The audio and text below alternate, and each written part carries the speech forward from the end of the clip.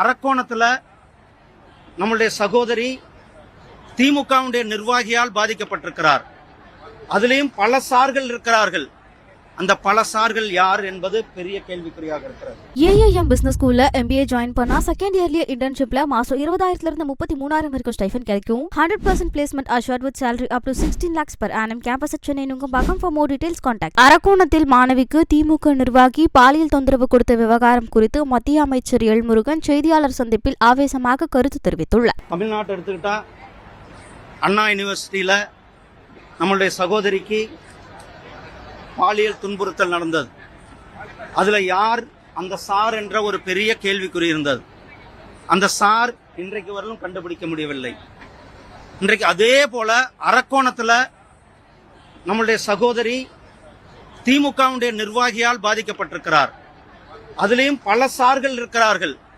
அந்த பல சார்கள் யார் என்பது பெரிய கேள்விக்குறியாக இருக்கிறது.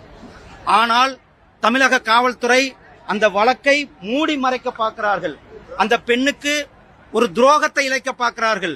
அந்த சகோதரிக்கு நியாயத்தை கொடுப்பதற்கு பதிலாக அந்த சகோதரி குற்றவாளி போல் நடத்துகின்ற செயலை தமிழக காவல்துறை செய்து கொண்டிருக்கிறார்கள். அந்த சகோதரிக்கு நியாயம் கிடைக்க வேண்டும், அந்த சகோதரிக்கு நீதி கிடைக்க வேண்டும். அதனாலதான் தேசிய மகளிர் ஆணையம் தானாக முன்வந்து வழக்கை பதிவு செய்து அந்த சகோதரி கூட நாங்கள் இருக்கின்றோம், இந்த சகோதரி கூட பாரதிய ஜனதா கட்சி இருக்கிறது, இந்த சகோதரி கூட தேசிய மகளிர் ஆணையம் இருக்கிறது என்பதை நாம் அதுல இருக்கிற சார்கள் யார்? தமிழ்நாட்டில் இப்ப சார்கள் அதிகமாக இருக்கிறார்கள். அந்த சார்கள் யார் என்பது தெரியவில்லை. நீங்க சொன்னீங்க டாஸ்மார்க், அதுல தம்பிகள் இன்வால்வ் ஆகி இருக்கிறார்கள். இப்ப சார்களும் தம்பிகளுடைய ஆட்சி தான் தமிழ்நாட்டில் நடந்து கொண்டிருக்கிறது.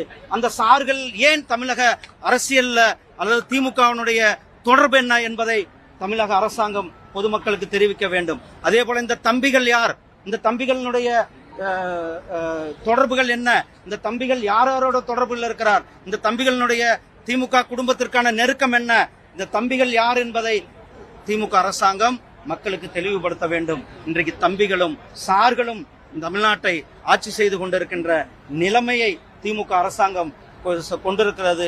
திமுக அரசாங்கம் மக்களுக்கு மிகப்பெரிய ஒரு துரோகத்தை இழைத்துக் கொண்டிருக்கிறார்கள். அந்த சகோதரிக்கு, நம்மளுடைய சகோதரிக்கு நியாயம் கிடைக்க வேண்டும். அரக்கோணத்துல நடந்த எப்படி நம்மளுடைய பொள்ளாச்சியில நடந்த வழக்குல ஒரு அந்த குற்றவாளிகளுக்கு மிகப்பெரிய தண்டனை கிடைக்கப்பட்டதோ அதே போல இந்த அரக்கோணம் வழக்கும் சிபிஐ இடத்துல ஒப்படைக்க வேண்டும். அப்பொழுதுதான் கூடிய சீக்கிரம் அந்த சகோதரிக்கு நியாயம் கிடைக்கும். செய்திகளை உள்ளது உள்ளபடி தெரிந்து கொள்ள ரெஃப்ளெக்ட் நியூஸை சப்ஸ்கிரைப் பண்ணுங்க.